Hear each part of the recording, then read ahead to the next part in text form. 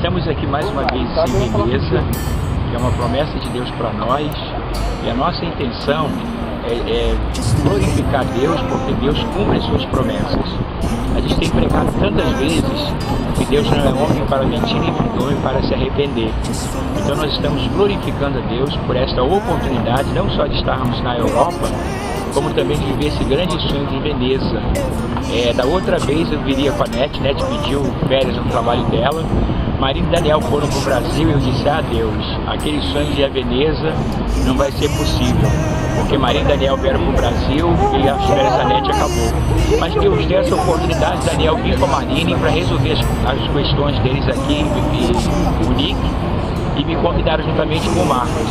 Eu quero muito dizer a Deus muito obrigado, e dizer a você, meu irmão, que me ouve, que vale a pena confiar nas promessas de Deus. Que Deus te abençoe em nome de Jesus. Aleluia.